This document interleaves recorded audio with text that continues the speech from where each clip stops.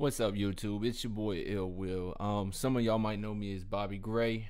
I actually wanted to speak my piece about the Mac versus PC thing about the Apple quality debunk that Adobe posted. I think it was yesterday, and Mac Ward made a retarded ass. I don't even want, dude.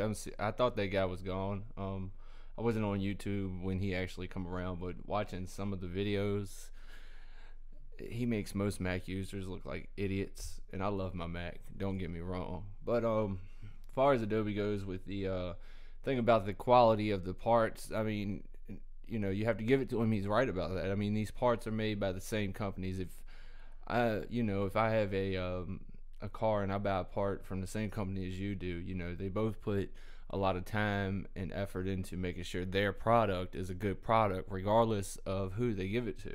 That's the truth. Now, I know MacWard. I don't know MacWard what he was trying to say, but as far as Apple goes with the not being able to have the latest and greatest piece of GPU or piece of CPU in your Mac, there's a reason for that.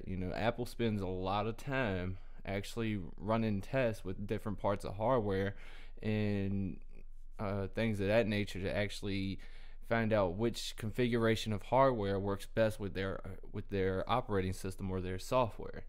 Because like Mr. Bit says, your hardware is nothing without software. It's just a big dumb machine if it doesn't have software. That's where Apple's biggest quality thing is. They spend a lot of money in making sure that their configuration of hardware works best with their software. That's the biggest difference I actually see. Software is a big difference. Of course everybody knows that. And yes, Apple has their OS is a very easy to use, very easy to learn operating system. But there's not a real big difference in hardware. There might be a few parts in a Mac that you can't that aren't in a PC, or but ever since the switch over to the Intel, things are about the same almost, I guess you'd say. Just it's all about the configuration.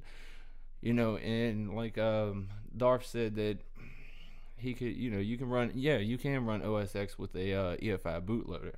You can do that.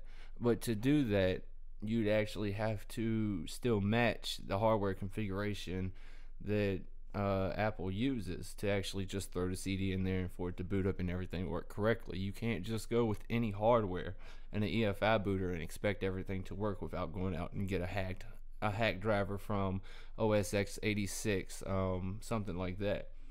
But if you actually wanted to do it, you could do it with the EFI booter and the correct hardware that Apple actually has drivers for. So yet and still, you'd still be building you a Mac. You'd still be using the same parts as they use in the Mac and the same configuration. So that's just, I'm just speaking my piece on the situation. But like I said, the biggest difference is Apple spends a lot of time in making sure the configuration of the hardware works best with their software. Which if another OEM had their own OS like Dell or HP, I'm sure that they would spend a lot of time into making sure their configuration of hardware would work best with their OS or their software. That's what makes a good quality product. And that's where Apple has actually made its name. Before OS 10, Apple was on the downfall, and I'm an Apple user. I mean, they really hadn't made their mark or made their place, I guess you'd say. So really, what is hardware without software? Nothing. Mr. Bit has a really good video about this. And it is Apple is a hardware company. I think it's a response to Emuke.